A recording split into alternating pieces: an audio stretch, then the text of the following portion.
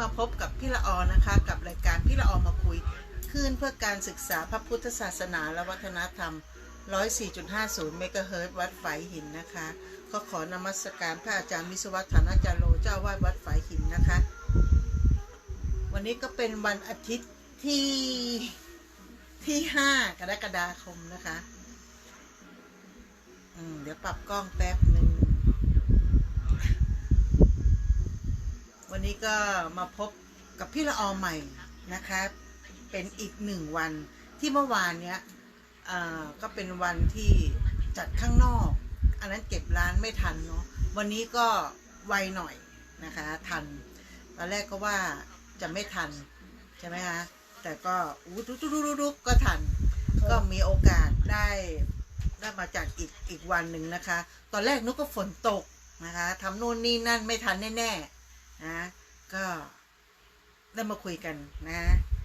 ได้มาคุยกันพบปะเหมือนเดิมนะคะเพิ่มเติมวันนี้จะมาคุยเรื่องอะไรพี่ละออยัง ยังไม่รู้แต่วันนี้มีโอกาสนะคะก็ได้ทำบุญถวายเพลพระนะคะก็นานๆจะมีเวลานานๆจะได้ทำนะคะก็ถือว่ามันเป็นความสุขใจนะคะกับหลายๆสิ่งหลายอย่างที่เราเมื่อวานเนี่ยอย่างที่เราออกพูดเรื่องพระสงฆ์ที่เดินเขาเรียกเดินอะไรนะ พี่แป๋วนี่ ช่วยอะไรแล้ว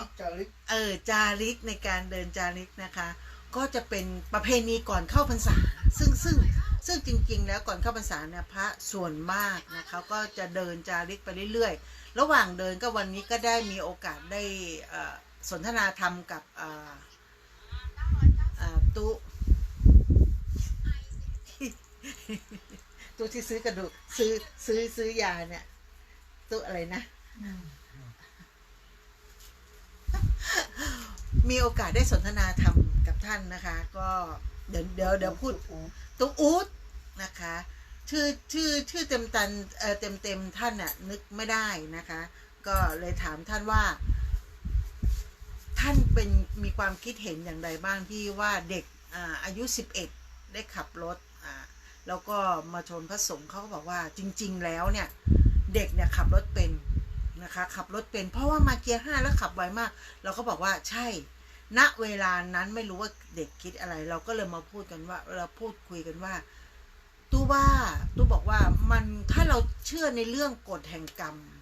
ถ้าเราเชื่อในเรื่องพระพุทธศาสนาถ้าเราเชื่อในเรื่องของ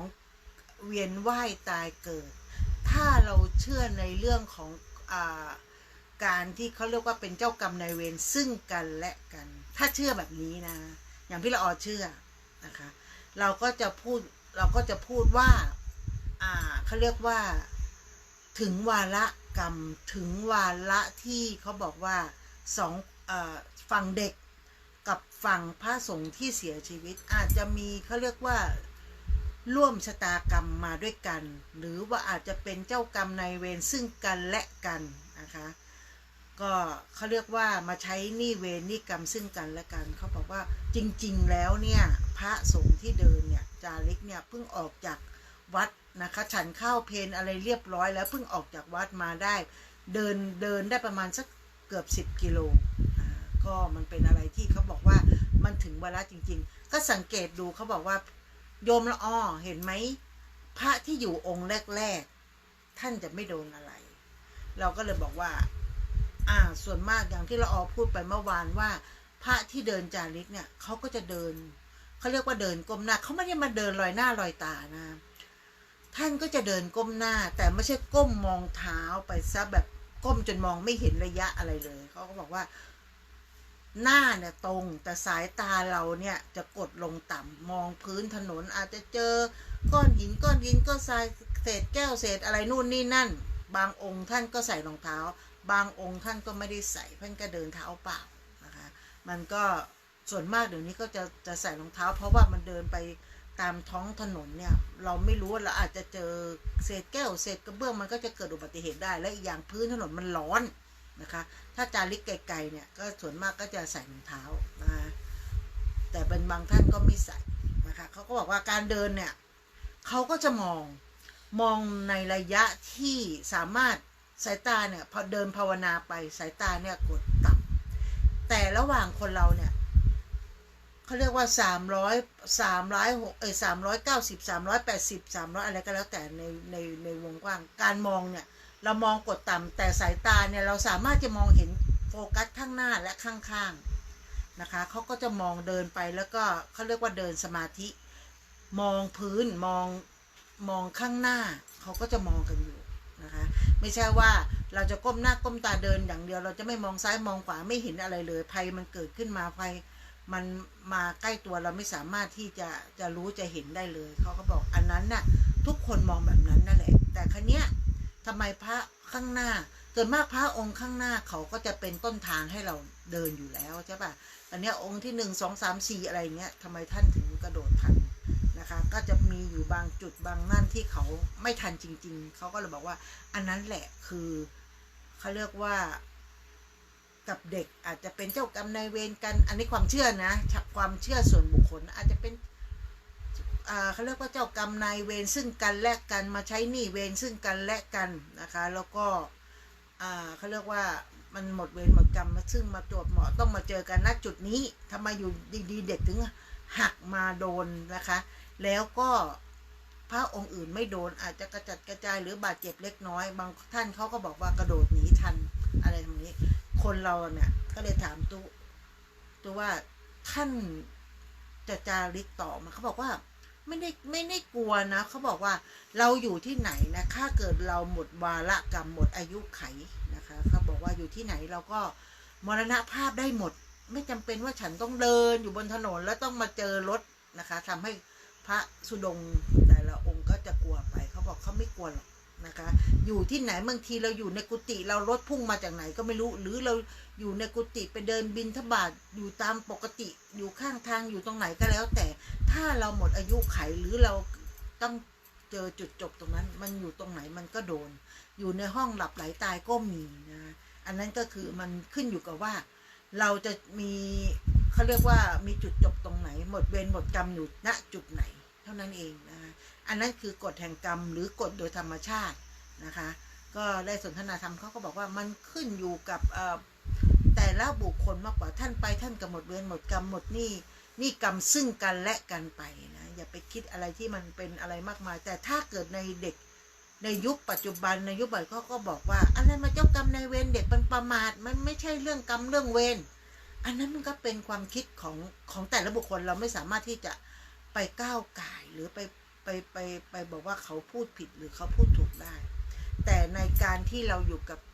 พระสงฆ์อยู่กับธรรมะอยู่กับวัดอยู่อะไรเราได้สนทนาธรรมกับพระสงฆ์เนี่ยได้บ่อยครั้งเราก็จะรู้ว่า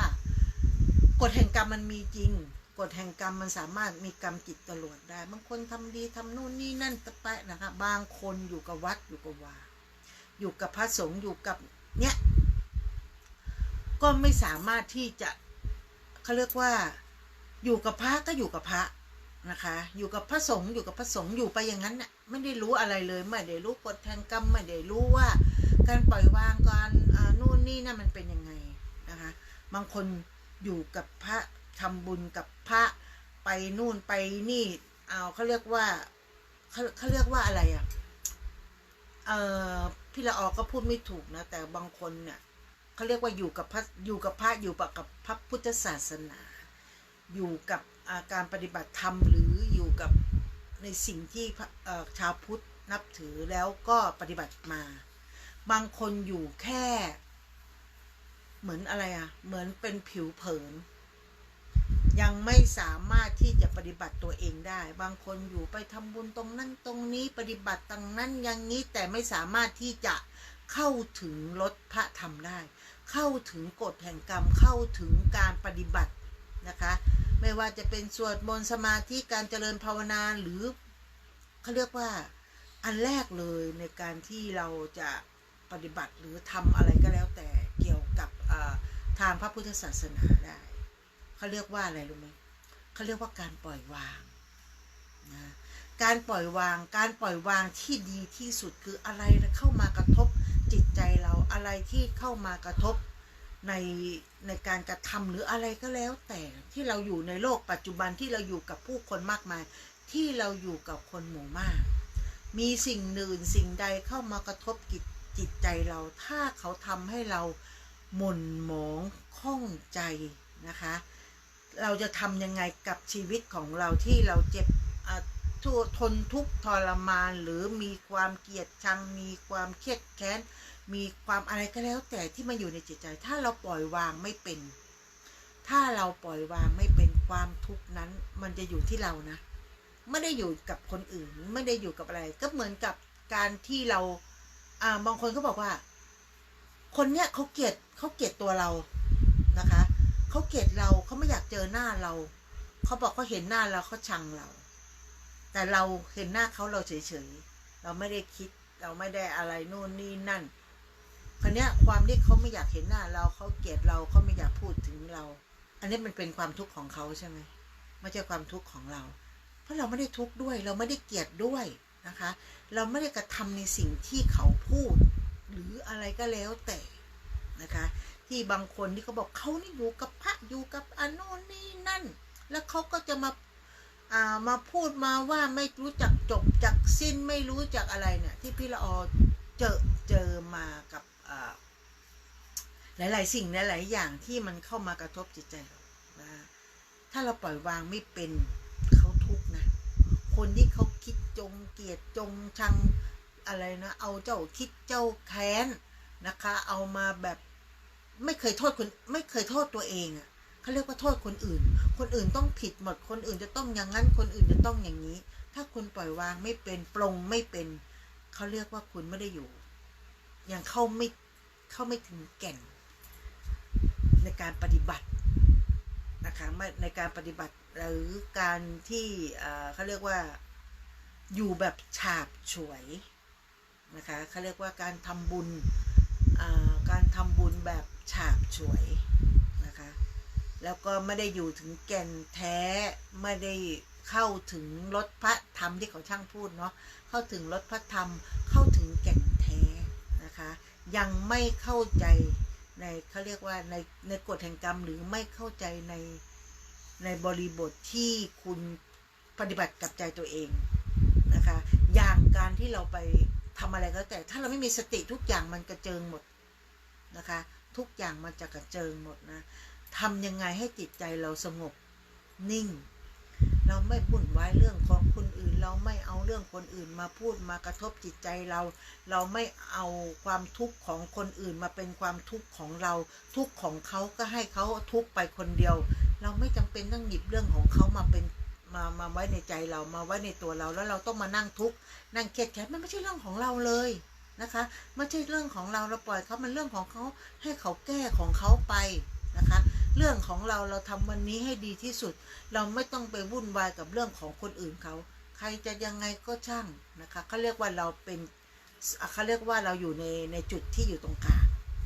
เราไม่ซ้ายเราไม่ขวาเราอยู่แนวกลางถ้าเราไม่พอใจใครเราก็อยู่ในส่วนของเราในเมื่อเราไม่ชอบตรงนี้เราก็ไม่ต้องไปยุ่งไม่ต้องไปพูดไม่ต้องไปอะไรก็คือจบนะเราก็อยู่ในส่วนของเราอยู่ตรงกลางอยู่ในจิตใจเขาเรียกว่าเดินสายกลางถ้าคุณเดินสายกลางให้เป็นนะคุณยังไม่ทุกข์เลยพี่ละออไม่ได้เก่งกาจกล้าหาญหรือเก่งอะไรขนาดนั้นที่ว่าพี่ละออบรรลุธรรมแล้วกาถึงได้พูดแบบนี้ไม่ใช่บังเอิญที่ว่าเราอยู่กับครูบาอาจารย์มาหลายรูปเราได้ฟังครูบาอาจารย์คนนั้นพูดนิดนึงครูบาอาจารย์อีกคนนึงท่านสอนมาแบบนี้นิดนึงเราไปเจอครูบาองค์นั้นองค์นี้เจอมาหลายๆรูปเจอมาหลายๆคำพูดหลายๆคำสอนเราก็สามารถที่จะหยิบยกคำสอนของพระสงฆ์ที่เราครูบาอาจารย์พ่อแม่ครูบาอาจารย์ที่เขาสอนเรานะคะเราไปวัดนี้เขาก็สอนแบบนี้เราไปวัดนี้เขาก็สอนแบบนี้ทุกวัดที่เขาสอนเราที่เขาบอกเราแสดงทำให้เราฟังเราจะหยิบยกคำพูดของแต่ละวัดของแต่ครูบาอาจารย์พ่อแม่ครูบาอาจารย์แต่ละที่แต่ละทางเราสามารถหยิบฉวยคำพูดของท่านแต่ละองค์มารวมมาใช้ชีวิตประจำวันของเราทำยังไงให้เราเย็นลงปล่อยวางได้ สงบได้ใจเรานิ่งได้ใครจะพูดอะไรใครจะคิดยังไงเราไม่จำเป็นต้องไปแก้ต่างอะไรต้องไปตามแก้ขนาดนั้นเราไม่รู้ว่าคนเกลียดคนชังคนรักคนชอบเรามีมากน้อยแค่ไหนเท่านั้นเองนะคะพี่ละอองไม่ได้มาสอนทำไม่ได้มาสอนแบบว่าเขาเรียกว่าสอนไอ้เข้ว่ายน้ำจระเข้ว่ายน้ำเพราะทุกคนเป็นแฟนรายการของ104.50เนี่ยเก่งมากเยอะมากที่เขาเก่งในเรื่องทำเก่งในเรื่องของการปฏิบัติเก่งในเรื่องทุกๆเรื่องพี่ละออมันเป็นแค่เสี้ยวขี้เล็บของทางพระพุทธศาสนาเพราะพี่ละออไม่ได้ปฏิบัติถึงขั้นที่ว่าจะบรรลุธรรมหรืออะไรก็แล้วแต่พี่ละออไม่ได้เก่งขนาดนั้นไม่ได้บรรลุขนาดไม่ได้นั่งสมาธิแล้วไปยานชั้น1 2 3 4 5 6ไม่ได้ขนาดนั้นแต่แค่ว่าเราไปหาครูบาอาจารย์นะคะพ่อแม่ครูบาอาจารย์แต่ละที่ท่านเขาเรียกว่าท่านสั่งสอนเรามาแต่ละคำแต่ละนู่นนี่นั่นเราเอาเก็บมาแต่ละที่พ่อแม่แต่ละวัดที่เราไปมานะเราเอามาสอนตัวเราเองมาปฏิบัติตัวเราเองอะไรที่เราพูดแล้วมันเกิดประโยชน์กับตัวเราก็พูดอะไรที่เราพูดแล้วไม่ได้เกิดประโยชน์กับตัวเราก็ไม่พูดถ้าเราไม่ถึงจุดที่มันพีคที่เราบอกคิดว่ามันไม่ใช่ไม่ถูกต้องอันนี้ก็จะพูดเยอะเลยยาวแต่ถ้าไม่พูดก็คือไม่พูดไม่ยุ่งไม่อะไรนะคะเดินหนีดีกว่าเราไม่อยากได้ยินเราไม่อยากมีคำพูดอะไรที่มันด้อยค่ากันเราไม่อยากนู่นนี่นั่นเราไม่อยากให้มากระทบจิตใจเรานะคะอะไรที่ไม่ดีเราก็สิ่งอะไรที่ไม่ดีเข้ามากระทบในจิตใจเราเด้งเราปัดมันไปนะปัดมันออกจากตัวเราไปให้ไวที่สุดเราจะอยู่ในแกนโลกอยู่ในเขาเรียกว่าอยู่ในส่วนกลางของธรรมะได้นะพี่ละออไม่ได้เก่งถึงขั้นว่าโอ้ยถือศีล 5ศีล 8ปฏิบัติทำไม่มุสาไม่กินเขาเรียกว่าอะไรนะไม่กะศีล 5ทั้งหมดนะไม่ได้เข่งขนาดนั้นแต่ก็พยายามปฏิบัติครบจนศีล 5นะคะปฏิบัติจนครบเราไม่ละเลยนะคะเราไม่ผิดศีลเราไม่มุสาเราไม่กาเมเราไม่สุรานะคะทุกอย่างที่อยู่ในศีล 5เราไม่ทำพยายามไม่ทำไม่เสพเมถุนไม่นู่นนี่นั่นนะคะพยายามนะคะไม่ทำเพราะว่า1 ใน 100หรือ365วันพี่ละออสามารถอยู่ครบศีล 5ได้ไม่ได้บอกว่า365วันนะไม่ใช่ไม่ได้ขนาดนั้นแต่ถ้าหลับไปแล้ว365วันพี่ละออศีล 5ครบแน่นอนนะแต่ครั้งนี้เราค้าขายเราพูดคุยแล้วอาจจะมีมั่งมุสาบ้างเป็นบางครั้งบางคราวเราไม่ได้บอกว่าอู้ฉันศีล 5แบบเปี้ยทุกระเบียบนิ้วไม่ใช่ขนาดนั้นนะแต่เราพยายามไม่ไปเบียดเบียนคนอื่นเราทำทุกอย่างทำให้มันครบศีล 5มนุษย์คนเราเกิดมาแล้วศีล 5ต้องครบแค่นั้นเองนะเราไม่ต้องไปถึงขั้น227ข้อถือศีล 10ถือศีล 8ถ้าทำได้มันก็ดีแต่ถ้าคุณทำไม่ได้ศีล 5ครบจบแล้วนะคะจบกระบวนการทุกสิ่งอย่างนะเราใช้ชีวิตประจำวันไม่ไปเบียดเบียนคนอื่นทำวันนี้ให้ดีที่สุดนะแล้วก็ถือศีลปฏิบัติธรรมสวดมนต์ไหว้พระทุกอย่างมันมีสติทุกอย่างมันทำให้เรามีสติเท่านั้นทุกอย่างมันจะผ่านจิ๋วเราอย่าว่าเห็นสมัยนี้เนาะเราเห็นคลิปต่างๆที่ไหมขับรถปาดหน้ากันวับเอาแล้วกูไม่พอใจกูจะต้องขับไปแล้วก็ปาดหน้าแซงซ้ายแซงขวาเอาแล้วคนนี้ก็มาเลยค่ะไม่จะเป็นสัญลักษณ์มือหรือด่าพ่อล่อแม่อะไรนู่นนี่นั่นยิ่งร้อนด้วยสังคมสมัยนี้เขาไม่มีความใจเย็นเขาไม่มีความที่แบบว่าอรุ่มอร่วยกันมีแต่ว่ากูแน่กูพวกเยอะยิ่งอยู่ในกลุ่มเนี่ยกูพวกเยอะกูแน่นะคะใครจะมาอย่างนั้นอย่างนี้ไม่ได้เราจะต้องเป็นหนึ่งในหัวโจกนั้นเราต้องเป็นหนึ่งในให้คนอื่นยอมรับเราให้ได้ว่าเรานี่เก่งเราจะต้องอย่างนั้นอย่างนี้ไม่เราอยู่ในแบบของชีวิตประจำวันของเราอยู่ในแบบนิ่งๆนะคะอยู่แบบสายกลางอยู่อย่างสบายๆไม่ต้องไปคิดร้ายกับใครแต่คนอื่นอย่ามากระทบเรานะเราก็เขาเรียกว่าถ้าเราอยู่ของเราแบบดีๆ ไม่ไปวุ่นวายกับเขาไม่ทำความเดือดร้อนให้เขาใครมากระทบจิตใจเราปล่อยวางได้เราก็ปล่อยนะคะเพราะคนสมัยเนี้ยจิตใจเขาไม่เหมือนคนสมัยก่อนไม่ใช่เหมือนยุค70 80 90นะคะมันไม่มันยุคสมัยมันเปลี่ยนไปไม่งั้น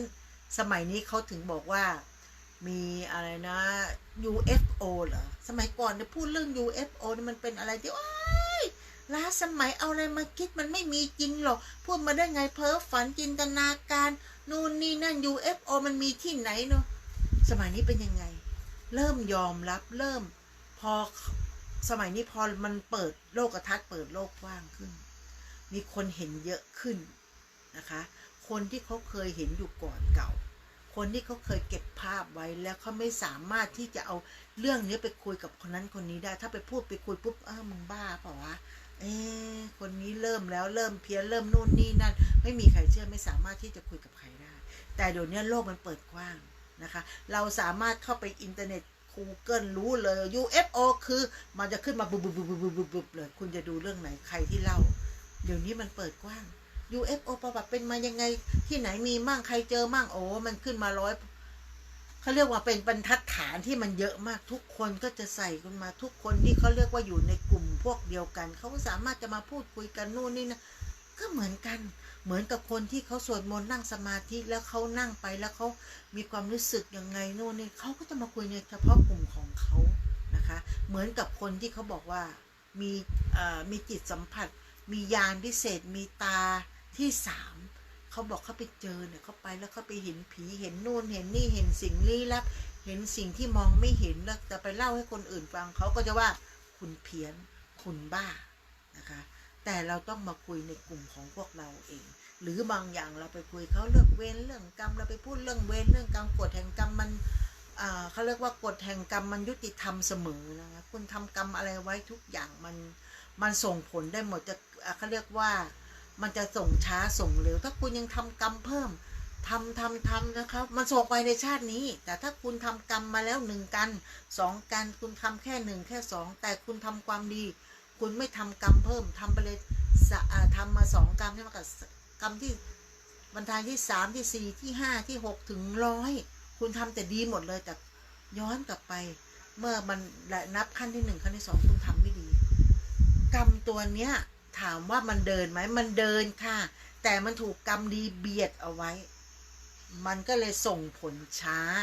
แต่ถ้าคุณทำกรรมแล้วทำจนถึง10คุณก็ยังทำเพิ่มความดีคุณไม่ทำนะคะทำกรรมไม่ดีเพิ่มกรรมนั้นมันจะส่งผลยิ่งกว่าติดจรวดไวมากแต่ถ้าคุณทำดีนะมันก็ค่อยๆคลานเหมือนเต่าความดีมันก็วิ่งเหมือนกระต่ายแต่คุณอย่าไปหยุดแล้วมองเต่านะถ้าคุณหยุดความดีแล้วคุณหันมามองความชั่วมันจะมาหรือยังว่ามันจะมาถึงเราหรือยังอยากหยุดมองคุณทำดีคุณวิ่งไปเลยถึงเส้นชัยคุณวิ่งไปเลยคุณเป็นกระต่ายคุณทำความดีคุณทำไปเลยทำไปอย่าไปสนใจกับเต่าที่มันค่อยๆคืบค่อยคลานอันนั้นคือความชั่วกรรมชั่วที่เราทำเอาไว้นะคะมันอาจจะไม่ส่งจนคุณหมดอายุขัยและไอ้กรรมชั่วที่คุณทำไว้2 กับนั้นในชาติปัจจุบันนี้มันตามไม่ทันเพราะคุณทำความดีไว้ถามว่าและไอ้กรรมชั่วที่เราทำไว้มันจะส่งผลไหมส่งค่ะแต่ส่งอย่างเบาบางอาจจะไปเจออีกภพชาติหนึ่งอาจจะตกขุมไปแล้วเราเกิดไปแล้วเราไม่รู้อยู่ในโลกจินตนาการเพราะเราไม่เคยตายมาก่อนพี่ละออก็ไม่สามารถพูดได้เพราะพี่ละออยังไม่ได้ตายเนาะแต่เราอยู่ในพระพุทธศาสนาอยู่ในพระไตรปิฎกอยู่ในกฎแห่งกรรมอยู่ในหลักคำสอนของสัมมาสัมพุทธเจ้าอยู่ในศาสนาพุทธที่เขาสอนว่าทำดีได้ดีทำชั่วได้ดีไม่มีถมไปนะเขาบอกทำดีได้ดีทำชั่วไม่ทำชั่วได้ดีมีถมไปอันนั้นเขาเรียกว่าทำชั่วเอาไว้แต่เขาอาจจะทำชั่วแล้วทำไมเขาถึงได้ดีเพราะเขาทำดีไว้ตั้งแต่อดีตชาติไงเขาก็ส่งผลมาชาตินี้คุณทำไม่ดีปุ๊บแต่ทำไมคุณยังร่ำรวยคุณยังนู่นนี่นั่นเพราะกรรมดีมันเยอะไงความชั่วมันยังเลยไม่แสดงผลแต่ถ้าคุณไม่ทำเพิ่มความชั่วมันยังอยู่นั่นมันจะเป็นวงกลมคุณเข้าใจใช่ไหมสมมุติมีเราตั้ง เขียนไปเลยเป็นวงกลมหนึ่งตั้งแต่ศูนย์เลยศูนย์หนึ่งสองสามสี่ห้าหกเจ็ดแปดเก้าแล้วมาศูนย์แบบเป็นวงกลมเลยคุณทำชั่วไปสองศูนย์กับหนึ่งแต่คุณทำกับดีเนี่ยทำอีศูนย์กับหนึ่งมันก็ไหลไปเหมือนกงจักรมันก็จะหมุนไปอย่างนั้นนะหมุนไปคุณทำดีคุณอย่าไปทำเพิ่มนะมันก็จะหมุนไปอุ๊ยกรรมดีมันก็ไล่ความชั่วไปเรื่อยๆมันก็เจืองจางตายไปคุณชดใช้แน่กรรมไอ้สองตัวนั้นนะไอ้สองกรรมที่คุณทำไว้มันชดใช้แน่นอนนะคะแต่มันจะชดใช้อย่างเบาบางเพราะคนเรามันมีการทำผิดพลาดกันได้ถามว่าศาลเขาจะให้อภัยไหมอาจทำไปโดยรู้เท่าไม่ถึงการมาถึงศาลตัดสินแล้วคุณทำจริงคุณถับพินศาลอาจจะยกโทษให้คุณได้กึ่งหนึ่งนะแม้แต่เราทำไม่ดีเราติดคุกติดตารางหรือนั่นไปเราฟ้องศาลทำเรื่องนู่นนี่นั่นเสร็จแล้วศาลเห็นว่าคุณทำครั้งแรกนะคะศาลอาจจะยกฟ้องหรืออาจจะยกติดคุกอาจจะยกโทษให้กึ่งหนึ่งเนี่ยเพราะคุณไม่เคยทำกรรมของคุณอย่างนี้อยู่แต่ถ้าลงโทษไปแล้วทำแล้วติดคุกแล้วแต่ศาลท่านยกโทษให้นะคะคุณติดคุกสัก10 ปีสมมติติดคุก10 ปีแล้วคุณทำความดีอยู่ในคุกทำดีอ้าวมีการอภัยมีนู่นนี่นั่นคุณเป็นอะไรเขาเรียกว่านักโทษดีเด่นปุ๊บนะคะคุณก็ถูกลดโทษนะคะอภัยโทษมาอีกคนลดโทษจาก10 ปีติดคุกสัก3 ปีนั้นคุณทำแต่ดีหมดทุกอย่างเป็นนักโทษที่ดีที่แบบนู่นนี่นะอยู่สัก2 ปีคุณออกแล้วคุณหมดแล้วเพราะคุณทำความดีมาลบล้างความไม่ดีไงคะนั่นแหละนะคะเขาถึงบอกว่ากฎแห่งกรรมยุติธรรมเสมอนะนั่นแหละพี่ละออเชื่อในเรื่องบุญเรื่องบาปนะคะบางทีเราก็โอ๊ยเราไม่มีโอกาสได้ไปทำบุญไหว้พระเราไม่มีโอกาสไปใส่บาตรตอนเช้าไม่มีโอกาสได้ไปถวายเพลพระนะคะมันทำอย่างอื่นได้นะคะทำได้หลายรูปแบบไม่จำเป็นต้องคุณต้องตื่นแต่ตี 5มาหุงทำกับข้าวแล้วก็มาใส่บาตรได้ด้วยฝีมือของเราหรือคุณจะตื่นเช้าเพื่อไปซื้อกับข้าวมาแล้วมาใส่บาตรเรามันคนเรามันเขาเรียกว่าชีวิตคนเราแต่ละคนมันไม่เหมือนกันนะคะบางคนอาจจะนอนตั้งแต่2 ทุ่มแล้วตื่นตี 4คุณก็มีเวลา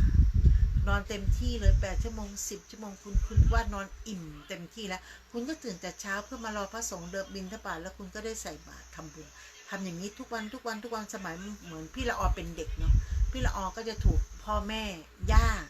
ต้องตื่นทุกวันตี 5ตื่นมาหุงข้าวทั้งที่บ้านไม่มีใครกินข้าวเช้าแต่แม่ต้องตื่นมาทุกเช้าย่าต้องตื่นมาทุกเช้าตื่นมาทำอะไรตื่นมาหุงข้าวทำกับข้าวเสร็จแล้วก็จะตักปากหม้อนะคะตักก่อนเลยตักมาแล้วก็จะใส่ขันนะคะขันก็จะมีขันข้าวขันเงินเสร็จแล้วก็เรามีปลูกมะลิเอามะลิโรยนะคะแล้วก็จะมีข้าวต้มผ่าซีกแล้วก็เรียงไว้ที่ขันข้าวหรือเป็นไข่เค็มก็แล้วแต่เขาจะเรียงไว้ที่ขันข้าวเราก็มีหน้าที่แล้วแม่ก็ทำกับข้าวใส่ปิ่นโตหรือใส่เป็นถุงแต่สมัยก่อนเนี่ยที่พี่เราเอาเด็กๆเนี่ยไม่ใส่ถุงแกงนะก็จะตักเป็นถ้วยแล้วก็มานั่งรอที่หน้าบ้านยาก็จะเป็นมันมีขนมนมเนยขนมผลไม้อะไรก็แล้วแต่มีน้ำด้วยเสร็จปุ๊บพอพระเดินมาปุ๊บก็จะมีลูกศิษย์เราก็ตักข้าวที่เราเอามาตักข้าวใส่บาตรพระนะคะในข้าวนั้นจะมีแค่ข้าวอย่างเดียวเลยไม่ได้มีอย่างอื่นเลยนะคะพอตักข้าวเสร็จพระสงฆ์ก็จะปิดฝาบาตรพอปิดฝาบาตรปุ๊บเราเอาดอกไม้หรือเราอาจจะก่อนที่พระสงฆ์จะเปิดฝาบาตรเราเอาดอกไม้ไปวางบนฝาบาตรก่อนลูกศิษย์ก็จะมาเก็บดอกไม้ไปใส่ย่ามนะคะคราวนี้ท่านก็จะเปิดฝาบาตรแล้วก็ตักบาตรตักข้าวใส่ในบาตรพอเราตักเสร็จพอเราก็จะเหลือเอาไว้สำหรับองค์อื่นที่จะเดินมาเราก็ท่านก็จะปิดบาตรเราก็เอาถ้วยแกงไปวางบนฝาบาตรที่ท่านมายืนรับเนาะลูกศิษย์ก็จะหยิบถ้วยแกงนะไปเทแกงใส่บิณโตเพราะลูกศิษย์เขาจะมีบิณโตหิ้วมาใช่ไหมก็จะเทแกงนั้นใส่บิณโตแล้วก็จะปิดไม่มีถุงพลาสติกนะเราก็จะทำแบบนี้แม่ก็จะแกงเป็นหม้อใหญ่ก็จะตักใส่บาตรทุกเช้าแล้วก็จะเหลือไว้บางทีแม่เขาก็จะเอาไว้กินตอนสายๆนะอย่างละออเนี่ย ข้าวเช้าไม่ได้กินพ่อก็ไม่กินนะพ่อก็ตื่นมาเขาจะชงกาแฟกินละเขาชงกาแฟเขาก็ดูข่าวไปนะคะส่วนมากพ่อจะกินกาแฟกับไข่ลวกละออก็จะมีเป็นพวกโอเมนตินเราไม่ได้กินกาแฟนะบางทีเรากินโอเมนตินมั่งกินนมมั่งชงนมชงโอเมนตินนะมีขนมปังเราไปแล้วทุกเช้าข้าวเช้าไม่เจอนะกินแค่โอเมนตินถ้วยเดียวขนมปังชิ้นหนึ่งไปแล้วไปโรงเรียนแล้วข้าวเช้าไม่กินแล้วมันก็เป็นกิจวัตรที่เราไม่กินข้าวเช้ากันพ่อก็จะชงแม่ก็จะชงพ่อเขาเนี่ยแหละไม่สนใจแล้วกาแฟมาเลยก๊อกแก๊กก๊อกแก๊กเขาก็จะนั่งดูบุหรี่เขาช่วยถึงเวลาเขาก็ไปทำงานแม่ก็จะอยู่บ้านเนี่ยแม่เขาก็จะกินข้าวจากที่เขาทำเขาจะกินสายๆเช้าเขาก็ไม่กินก็เป็นแบบเนี้ยในวัยเด็กย่าก็จะต้องมาใส่บาตรเหมือนกันทุกบ้านก็เป็นแบบนี้เป็นกิจวัตรก็นี่คือเราสืบทอดมาพอยุคสมัยมันเปลี่ยนไปจากการที่เราใส่บาตรพระนะเดี๋ยวนี้ก็จะเป็นข้าวถุงแกงถุงที่เราต้องไปซื้อมาแล้วมาใส่บาตรชีวิตคนเรามันไม่เหมือนกันสมัยก่อนเรามีหน้าที่เรียนหนังสือเนาะแม่อยู่กับบ้านเป็นแม่บ้านพ่อก็ทำงานไปก็มีเวลาเรานอนเต็มที่แต่สมัยยุคสมัยมันเปลี่ยนไปทุกคนมันใช้ชีวิตที่เร่งรีบนะไม่สามารถที่จะตื่นมาใส่บาตรได้ไม่สามารถที่จะทำได้บางคนเขาเราได้นอน2 ทุ่ม4 ทุ่มตื่นเช้าเพื่อไปรีบไปทำงานหรือรีบออกไปเช้าไปซื้อข้าวเหนียวหมูปิ้งใส่บาตรเจอพระขั้นต่างทำได้หมดนะมันแล้วแต่วิธีการของแต่ละบ้านเท่านั้นเองอย่างพี่ละออนนอนตี 3เนี่ยเพื่อจะตื่นมาเพื่อมาหุงหาทำใส่บาตรทำไม่ได้นู่นพี่ละออนตื่นมาปุ๊บนู่นอยู่กาดแล้วกาดถ้าเราเจอพระเจอน้องเนรเจอพระสงฆ์เจออะไรก็แล้วแต่พี่ละออนก็จะใส่บาตรไม่มีอาหารไม่มีอะไรเราก็ใส่บาตรด้วยเงินนะใส่บาตรด้วยเงินหรือว่าเราเจอพระสงฆ์ที่เดินบิณฑบาตหันซ้ายแลขวาเขามีข้าวเหนียวหมูปิ้งเมลพี่ละออนก็จะซื้อใส่เราก็มีโอกาสทำตรงนั้นที่ตลาดนะหรือวันหยุดพี่ละออนจะทำถวายเพลไปครั้งนี้เราไม่มีโอกาสทำบุญแบบนั้นเราก็เป็นสะพานบุญได้หมดไปทำโรงทานหรือเราเป็นจิตอาสาที่เราไปช่วยเขาจะไปทำบุญแต่ที่ต่างๆเราเป็นจิตอาสาเรามีรถเรามีน้ำมันเราพอที่เราจะไปได้เราก็เอารถของเราเองขนเสบียงขนอะไรก็แล้วแต่ที่เขาบริจาคกันมาแล้วก็ไปส่งให้เขานะคะไปส่งให้เขาถึงที่มันเป็นสะพานบุญอย่างหนึ่งนิสัยไม่ดีเป็นสะพานบุญอย่างหนึ่งที่เราทำแล้วเรารู้สึกว่าเรามีความสุขอันนั้นคือการทำบุญเหมือนกันมันทำบุญในรูปแบบของแต่ละคนความถนัดของแต่ละคนความถนัดของแต่ละที่นะคะมันไม่เหมือนกันนะคะการทำบุญทำได้หมดทำบุญทำทานก็เหมือนการสวดมนต์ไหว้พระเจริญภาวนาทำได้หมดอย่างพระอาจารย์วิศวะท่านก็เคยบอกกับพี่ละออว่าพี่ละออไม่จำเป็นต้องแบบเราเคยปรารภกับท่านว่าหนูกลับจะขายของมาเนี่ยหนูไม่สามารถที่จะสวดมนต์ไม่สามารถจะนั่งสมาธิได้เลยเพราะว่าเราทำงาน20 ชั่วโมงนอน4 ชั่วโมงอาบน้ำอาบท่าเสร็จตาแจ่มเดี๋ยวนะคะพอเราหยิบหนังสือสวดมนต์มาตั้งนะโม3จบไม่ไปไหนเลยเข้ามาพระอาจารย์สวดมนต์ไม่จบนั่งหลับคนคึกในนั่งท่านั่งนะอ่ะเราแค่นะโม3จบเราก็กราบพระนั่งสมาธิพอนั่งสมาธิแป๊บเดียวได้ยินเสียงในหูเลยคือกลเพราะเราเหนื่อยเนาะนั่งสมาธิไม่ได้เลยอ่ะไม่ได้ไม่เป็นไรฉันนั่งแล้วไม่ได้นั่งสักนิดไม่ได้กำหนดลมหายใจกำหนดลมหายใจแค่ว่าพุทโธสัก2 พุทจำพุทไปแล้วม้อยไปแล้วหลับนอนแล้วไม่ไหวเพราะว่าเราเพลียเราเหนื่อยพระอาจารย์ก็ว่าไม่จำเป็นต้องทำถึงขนาดนั้นก็ได้การที่เราเป็นแม่ค้าการที่เราขายของอยู่เราจะมีสติมีสมาธิหรือไม่เราขายของอยู่ณเวลานั้นเราสามารถที่จะเจริญภาวนาได้สามารถกำหนดลมหายใจสามารถที่จะท่องเราอยู่นิ่งเราอยู่โฟกัสกับสิ่งของที่เราทำเราสามารถพุทโธภาวนาอยู่ในใจนะอย่าไปแค่พ่อโทให้ชาวบ้านชาวเมืองเขาได้ยินเขาจะบอกอีนี่มันแปลกเนาะอะไรจะมาสวดมนต์ถ้าคุณจะเข้าพระทำฟังขนาดนั้นคุณก็อยู่บ้านนะคะไปอยู่วัดปฏิบัติธรรมนุ่งโกนหัวบวชชีนุ่งผ้าขาวไปเลยไม่ได้เราทำแบบนั้นอย่าไปทำอย่างนั้นนะคนที่เขาเชื่อในสิ่งที่เราเป็นก็ดีนะเราต้อง จะทำไปเรื่อยนะเหมือนขายของแล้วเปิดบทสวดมนต์คนที่ชอบก็ดีคนที่จะฉันจะขายของไม่ต้องเอาบทสวดมนต์มาไล่ผีไล่สางหรืออะไรก็แล้วแต่นะคุณทำอยู่ที่บ้านหรือคุณทำจิตใจของคุณให้นิ่งและภาวนาเบาๆอาจารย์ว่าอยู่ที่ไหนทำได้หมดพี่รอนั่งพักเหนื่อยพี่รอก็พุทโธนะคะหรืออะไรนะเหนื่อยหนอพักหนอนั่งหนอทำได้หมดคุณจะใช้คำพูดไหนก็ได้จะทำตามหลวงพ่อจรัญก็ได้จะทำตามอย่างที่เราเป็นพุทโธกับในสายของเราก็ได้ทำได้หมดจะสัมมาอรหังอะไรก็แล้วแต่คุณสามารถภาวนาในใจในการที่ระหว่างรอลูกค้าก็ภาวนาไปนะคะแล้วก็นึกนิ่งนะคะหรือคุยกับลูกค้าหรือทำของขายเราใช้สติใช้สมาธิในการที่เราขายของเราทำนู่นทำนี่สติที่เราอยู่กับมันตรงนั้นมันก็เป็นสติอย่างหนึ่งมันก็เป็นสมาธิอย่างคนเราถ้าไม่มีสมาธิไม่มีสติปัญญาไม่เกิดนะคะปัญญามันจะไม่เกิดทุกอย่างมันทำอะไรกันแล้วทำด้วยสติของตัวเราเองนะคะพี่ละออก็จะมาพูดเรื่องของสติที่คนเราทุกคนมันต้องมีสตินะคะมีสติถ้ามีสติก็ต้องมีสตังค์ไม่มีสตังค์เราก็ไม่รู้จะไปตั้งสติยังไงนะคะเพราะอะไรพอเรามีสตังค์เราสามารถที่จะหยุดแล้ววันนี้ฉันขอ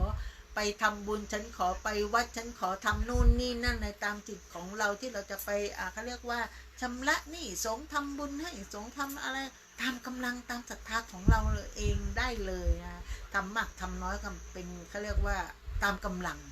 เราอย่าไปทำบุญแล้วเบียดเบียนตัวเองผิดนะไม่ได้บุญนะได้บาปพี่ละออเคยเห็นแม่กับพ่อเขาทำที่บ้านสมัยก่อนเนาะบางครั้งมันก็มีสตังค์บางครั้งก็ไม่มีสตังค์พ่อเป็นมนุษย์เงินเดือนแม่อยู่บ้านเฉยๆก็มีบ้านเช่าเก็บค่าเช่ามาปุ๊บเอาละแม่เนี่ยเขาก็จะไปวัดทำบุญไปโน่นนี่นั่นบางครั้งเราก็เคยถามว่าทำไมต้องทำขนาดนั้นทำแล้วเบียดเบียนตัวเองมันได้ด้วยเหรอแม่ก็บอกว่ามันเป็นความสุขของกูห้ามมายุ่งกูมี10 บาทกูทำ8 บาทกูเหลือไว้ใช้2 บาทมันก็เป็นความสุขของแม่ว่าอย่างนี้เป็นความสุขของแม่เอ็งอย่ามาว่าค่ะเพราะข้าทำข้าโมทนาให้คนในครอบครัวมีความสุขมีความสบายไม่อดอยากเป็นความเชื่อของแม่เราเคยตั้งคำถามถ้าแม่ทำสักขนาดนี้แล้วในบ้านเดือดร้อนอ่ะแม่ทำไปแล้วทุกคนก็ว่าให้แม่แล้วแม่จะได้บุญเหรอแม่ก็บอกว่าส่วนที่แม่ทำแล้วมีความสุขพวกเองก็ต้องโมทนาสาธุกับแม่ไม่ใช่มาค่อนแคะแม่ไม่ใช่มาโน่นนี่นั่นนะเราก็ว่าเราก็เห็นอย่างเนี้ยเราเห็นมาแต่เล็กแต่น้อยเห็นแม่ทำบางทีนะพี่ละออคิดเนาะแกงหม้อหนึ่งอะที่บ้านนะแม่เขาจะแกงแบบหม้อใหญ่เลยพอแกงเสร็จเอาแล้วคุณนายแม่คุณนายแม่ละออตักแกงไว้ที่บ้าน1 ถ้วยนะ1 ถ้วยเลยถ้วยใหญ่ๆไว้1 ถ้วยอีกถ้วยนึงเก็บไว้กินอีกมื้ออีกถ้วยนึงกินณตอนนั้นน่ะแต่ตักไว้ได้ที่เหลือเนี่ยแล้วมันยังไม่ได้กินนะเขาก็จะตักใส่ถ้วยแจกบ้านนั้นเองเอาไปให้บ้านโน้นตักอีกไปบ้านโน้นจนหมดบ้อบางทีได้กินครั้งเดียวคาบเดียวพอจะไปกินอีกไม่มีแล้วแม่มันแกงมันไปไหนหมดพวกกลับไปให้บ้านนั้นไปบ้านโน้นบ้านป้าบ้านน้าบ้านคือเราแวกบ้านแม่แจกหมดทุกบ้านเราเป็นเด็กเราก็ถามแม่ว่าเฮ้ยแม่ทำไมไม่เก็บไว้กินมั่งกินมื้อที่2ก็ได้ไหมทำไมไม่ต้องให้เขาหมดเลยนะมีอะไรก็แจกจ่ายหมดแม่บอกว่าให้เขาเป็นทานจำไว้นะให้เขาเป็นทานเวลาที่เรามีให้เขาเป็นทานวันใดถ้าเราไม่มีกับข้าวกินไม่มีอะไรจะกินเลยไอ้10 บ้านที่เราแจกเขาไปมันต้องมีสักวันที่เขาจะถือแกงถ้วยนั่งมาให้เราเขาแกงอะไรเขาก็จะนึกถึงเราว่าวันนั้นเขาตักแกงมาให้วันนี้เราแกงเราก็เอาไปให้หน่อยไปให้ยายเล็กหน่อยยายเล็กวันนั้นยายเล็กเอาแกงมาให้บ้านที่1เขาแกงปุ๊บเขาก็เอามาให้เราเพราะเราเอาไปให้เขาพอเขาแกงหม้อใหญ่เขาก็จะตักมาให้เรา1 จานไปอีกบ้านนึงเขาก็แกงหม้อใหญ่เลยเขาก็ตักมาให้เราแม่บอกว่ามันไม่มีคำว่าอด เราให้เขาไปแล้วเราอย่าไปคิดว่าหว่านพืชแล้วหวังผลไม่ได้บุญถ้าทำไปแล้วให้ไปแล้วจบไม่ต้องพูดแม่ก็จะสอนแบบนี้เพราะเรามีคำถามไงเรามีคำถามมากมายที่จะถามแม่เพราะเราอยู่กับแม่พ่อไปทำงานพ่อบางครั้งแต่พ่อก็ไม่ว่านะพ่อก็ไม่พูดมีหน้าที่หาเงินมาแม่จะทำอะไรก็เรื่องของแม่ก็เลยจะบอกว่าแกงมาไหนหมดเขาก็บอกแจกบ้านนี้พ่อก็เงียบพ่อก็ไม่พูดอะไรเขาเรียกว่าส่งเสริมกันไม่พูดแต่แม่เนี่ยแจกหมดเหมือนพี่เราเอากลับบ้านไปทีจะซื้อของฝากไปให้แม่เนาะจัดแจงเลยมาถึงปุ๊บเราเอาของไปซื้อไปให้แม่เสร็จนะมาจากเชียงใหม่เราขนไป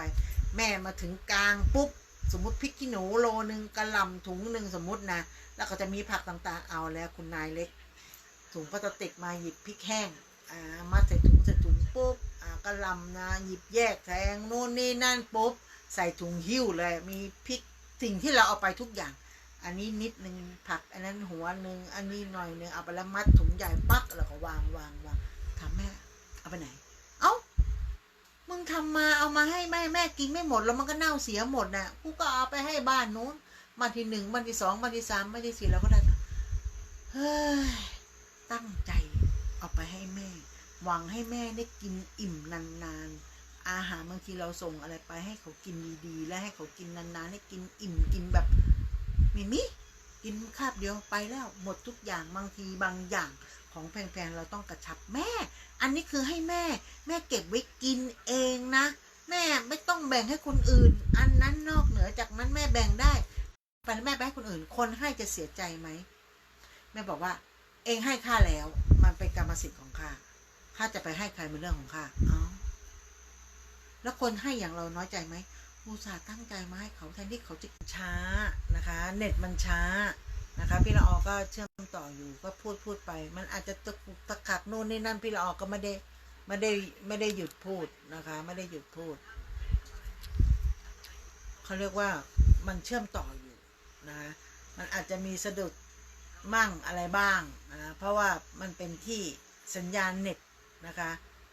มันอาจจะตัดไปกับทางวิทยุนะคะมันอาจจะตัดไปทางวิทยุพี่ละออไม่มั่นใจนะคะไม่มั่นใจว่ารายการวิทยุยังติดอยู่หรือเปล่าเพราะตะกี้เน็ตสัญญาณเน็ตมันหายไปนะคะเพราะว่าเน็ตทูเนี่ยมันมีปัญหานะเน็ตทูมันมีปัญหามันตะกี้มันพยายามเชื่อมแล้วมันก็เด้งหายพี่ละออก็เลยไม่แน่ใจว่าสัญญาณจะไปถึงหรือเปล่าแต่ตอนนี้สัญญาณมาแล้วนะคะเพราะว่าไม่ว่าจะเป็นทูหรือดีแท็กสัญญาณมันเราอยู่ในใต้ตึกสัญญาณมันจะอับมากนะคะพี่ละออก็เลยเล่ามาถึงในจุดที่ว่าเราการทำบุญการปฏิบัติธรรมความเชื่อของแต่ละบ้านแต่ละที่นะถ้าเราทำแล้วสบายใจพี่ละออในประสบการณ์ของตัวเองเนาะเราทำตรงไหนทำได้หมดนะคะเราไม่จำเป็นว่าต้องนู่นนี่นั่นเราก็สอนลูกสอนหลานสอนคนใกล้ชิดแต่เด็กสมัยนี้บางคนถามแม่ทำไมต้องใส่บาตรทำไมต้องไปทำบุญพ่อแม่บางคนก็ไม่อธิบายให้เด็กเข้าใจนะคะเราต้องสอนเด็กหรือทำให้เด็กเห็นว่าการทำบุญมันเป็นสิ่งที่ดีการเข้าวัดและแต่งตัวแบบไหนมันเหมาะสมกับพระสงฆ์ที่เขาอยู่ในวัดที่เป็นผู้ชายจากกันเป็นผู้ชายนะคะเราเป็นผู้หญิงเราเข้าวัดเราต้องแต่งตัวให้มิดชิดแต่งตัวอย่าล่อแหลมนะคะมนุษย์ก็คือมนุษย์ถ้าท่านยังไม่ถึงพระสงฆ์นั้นมันยังไม่ถึงแบบเขาเรียกว่าปฏิบัติถึงขั้นที่แบบเป็นพระอรหันต์หรือถึงที่แบบปล่อยวางได้ปรงได้ไม่ได้คิดอะไรไม่ได้มีกิเลสตัณหาอะไรแล้วก็แล้วแต่พระบางรูปที่เห็นเป็นข่าวกันเยอะแยะมากมายนะคะที่เป็นข่าวมากมายเพราะอะไรเพราะท่านตัดกิเลสยังไม่ได้ที่มีข่าวพระสงฆ์ดีไม่ดีนู่นนี่นั่นสีกาเข้าวัดไปอยู่ไม่ได้ถึงขั้นสึกไปหรืออะไรเป็นเพราะสีกาเข้าไปแล้วทำตัวไม่น่ารักแต่งตัวล่อแหลมและการพูดการจาเสียดสีเซลพระสงฆ์นู่นนี่นั่นพระเขาก็เป็นพระไม่ใช่พระอิฐพระปูนนะถ้าคุณเป็นผู้หญิงแล้วคุณไปแบบอาจจะไปชอบพระสงฆ์องค์เนี้ยทำไมรูปท่านงดงามท่านหล่อท่านนู่นนี่นั่นเราไปชื่นชมท่านบ่อยๆไปหาท่านบ่อยๆไป ถวายของท่านเพราะใจเราไม่บริสุทธิ์แล้วไงแล้วเราส่งความใจที่เราไม่บริสุทธิ์ส่งสายตาไปให้ท่านถามว่ามนุษย์ปุถุชนคนธรรมดามันรู้สึกได้ไหมรู้สึกได้เพราะคุณมองสายตาแบบนี้คิดอะไรคำพูดคำจาที่เขาเรียกว่าสอดเสียดเขาเรียกว่าเชิงชู้สาวเนี่ยมันฟังดูผู้หญิงผู้ชายเนี่ยมันนิดเดียวเขาก็รู้กันอยู่แล้วล่ะว่าคุณพูดในลักษณะคุณคิดอะไรคุณมันอยู่ในใจแต่ภาคเขาก็ไม่ได้แสดงออกเขาก็พูดธรรมดาแต่เราใจเราไปบ่อยๆแล้วเรายังแบบสวยตลอดไปหาท่านตลอดไปเข้าวัดทำบุญแต่ถ้าคุณเข้าไปแล้วคุณปฏิบัติตัวที่น่ารักไม่สบสายตาพระสงฆ์จนเกินงาม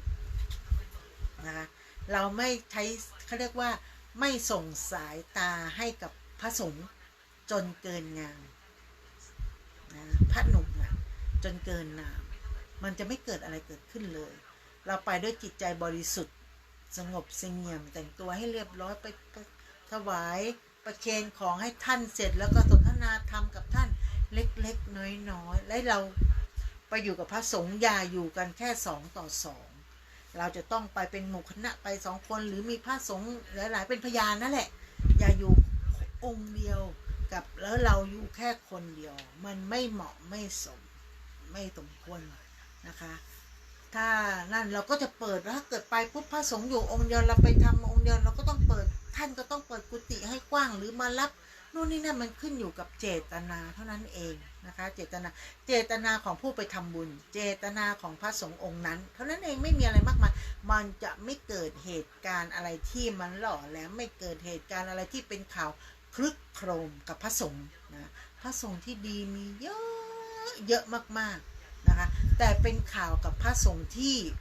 ไม่น่ารักไม่กี่รูปกับสีกาบางคนที่ไม่น่ารักเขาเรียกว่าหน้ามืดตามัวไม่ได้สนใจเขาเรียกไม่ได้สนใจเวรกรรมบาปกรรมตายไปคุณจะตกนรกหมกไหม้ขนาดไหนขึ้นอยู่ในผ้าเหลืองแล้วคุณไปนอนกับพระสงฆ์หรือไป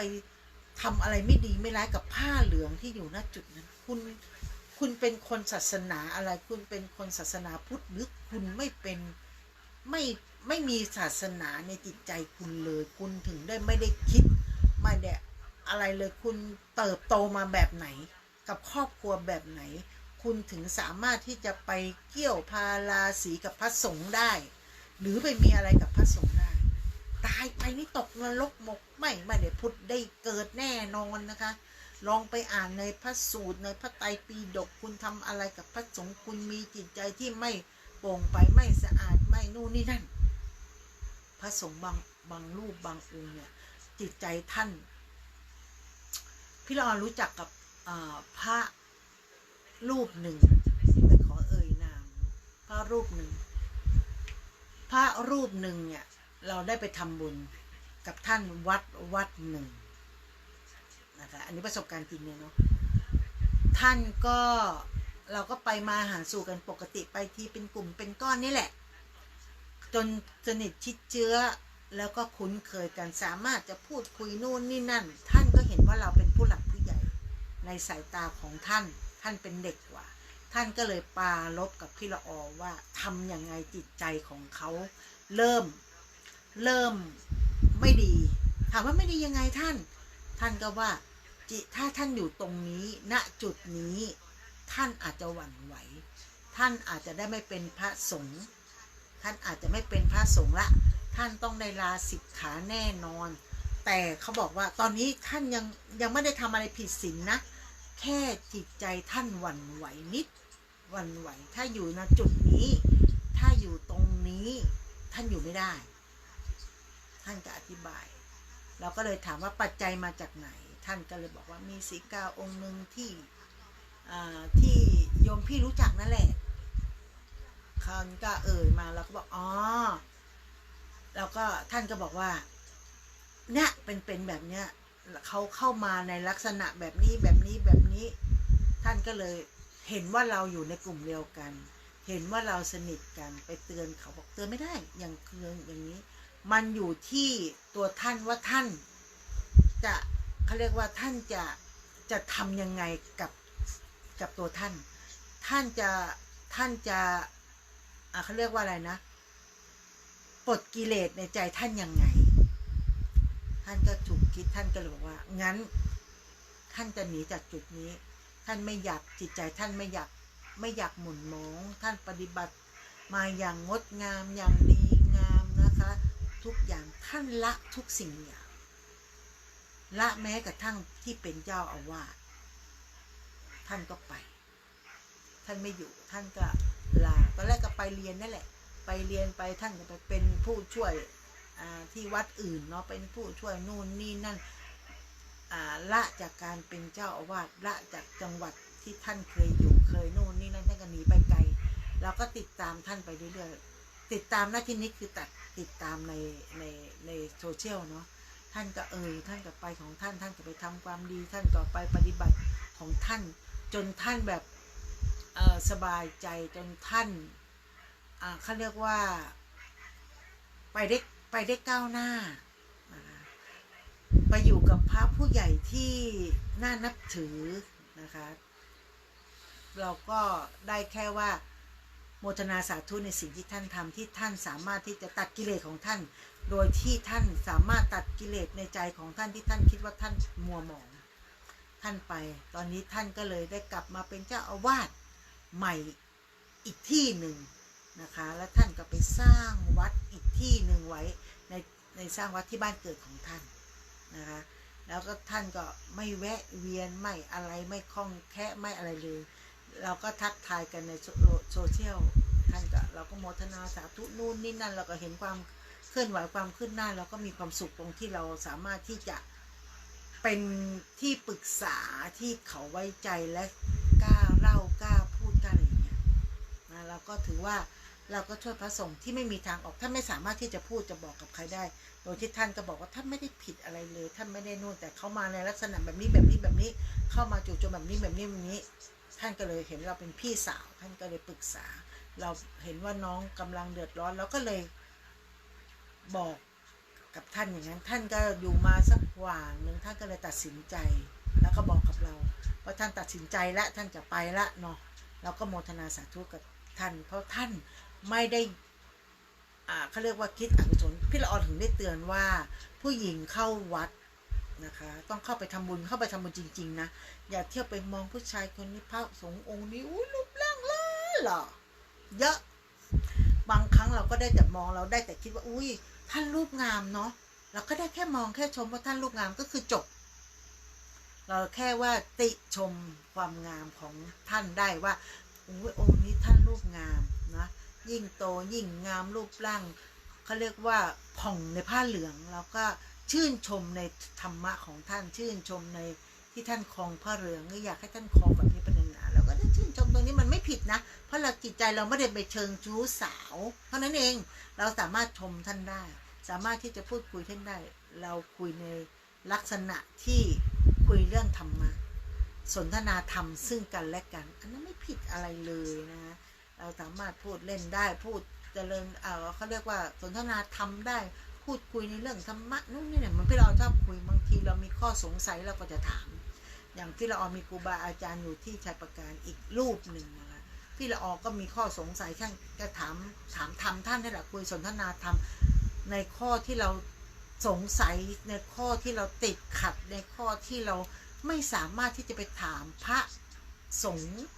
องค์ไหนที่เราไม่คุ้นน่ะไม่กล้าไปถามท่านกลัวท่านว่าไปศึกษาเอาสิไปดูสิบางท่านบางองค์ท่านไม่รู้นะไม่เข้าใจในแก่เนี้ยพระสงฆ์ก็จะมีก็เหมือนกับพระสงฆ์ที่เรียนพระวินัยที่สายตรงนะคะสายตรงพระวินัยปฏิบัติโน่นนี่เคร่งครัดเหมือนกับแพรรี่นี่คือสายตรงอย่ามาพูดเรื่องว่า